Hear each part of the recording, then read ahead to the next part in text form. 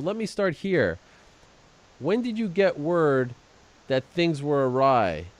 That this fight against Colby that we'd been, talking about and thinking about and expecting to happen sooner rather than later may not be happening. When did this all start for you? The funny thing is, the world champion, the reigning king of the division, of the Woodley weight division, it's funny how I hear everything last. I should hear everything first. And most of my insight and knowledge that I've gotten on any of these topics has been through the rumor mill, has been through social media, or just me putting my ears to the ground and kind of listening up. That's kind of embarrassing. Colby Covington talked all this about wanting to fight. Built this whole fake, false sense of I'm this big macho. And when it came down to when he won the boo-boo belt, I said, let's get it on. Now you wanted to fight, come and catch this fade. This go quiet, silent.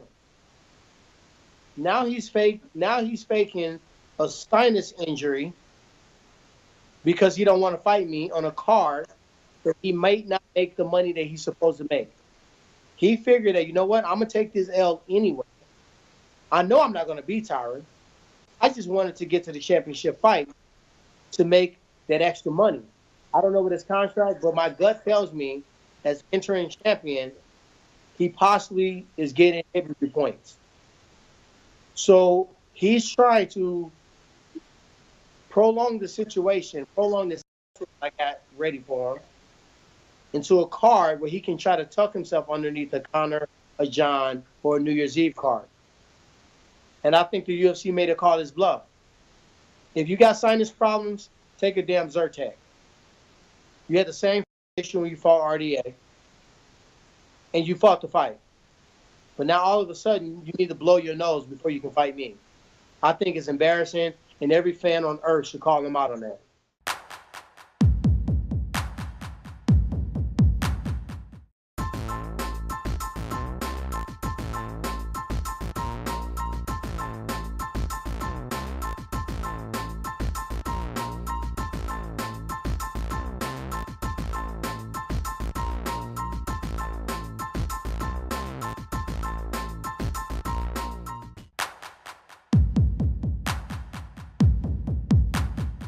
I think Brock Lesnar just started being tested this week. Is that right? Yeah, he did. He was officially tested. I don't give a fuck what those tests say. You can tell me all day long that Brock Lesnar's not doing steroids. Yeah, right. I got it. Sure he isn't. Not a problem. Yeah, sure. Yeah. Here's the thing. If Brock Lesnar passes 6 months of USADA testing, whilst I have the greatest of respect for USADA and Jeff Nowitzki, who gave me some great advice of what to do here in San Francisco, thank you, Jeff, if you are listening. But if Brock Lesnar can get through that 6 months of testing, the whole thing's a fucking sham. Because don't tell me that Brock Lesnar isn't juiced to the fucking gills. You know what I mean? Please, for the love of God, I'm not trying to shit on anyone. Right, and I'm not trying to shit on Brock Lesnar. You do you. But don't tell me that he's not taking fucking steroids. Jesus if Christ, if Brock Lesnar passes 6 months of USADA testing, I don't believe in anything anymore. Okay? I think it's all a sham. I think it's the Truman Show. I don't even know if we're really doing the show right now. There's no fucking way Brock Lesnar doesn't use steroids. And by the way, I don't even give a fuck, okay? More power to you. If you want to use steroids, more power to you. I don't really give a shit. I don't have to fight you. You know what I'm saying? It's your job. I also, in a weird way, I feel like the same way that I feel about like petty theft. If you're not really like hurting anybody, it's like, it's part of the contract. Like if you want to take your chances, technically you can navigate that route. And if you get caught, you're suspended for a couple of years, and that's that, and you're fucked, and you're going to be in a lot of trouble. Your reputation is going to be ruined. You're going to be known as a dirty fighter for the rest of your career. And I don't know how much value that really holds to a young fighter. But it's like, that's sort of the contract. But you cannot tell me that Brock Lesnar is not using steroids. Yeah. He's a monster. No. He's massive. You can't maintain that type of size. You can't work out at this age and push yourself that far and be that massive without some sort of help. I just don't buy it. Yeah. I hate being the guy going on about steroid use, because obviously I've always been a big advocate for that, and it probably gets boring for everyone listening, but they say steroids, even if you use them, the benefits of using them for a long time remain for a while, because obviously you built that muscle with the help of whatever products you were taking. You had help building the muscle and the power and all the rest of it. And then with the proper diet, you could probably maintain it. So even though you pass a test, you've still technically cheated the system. But anyway, whatever.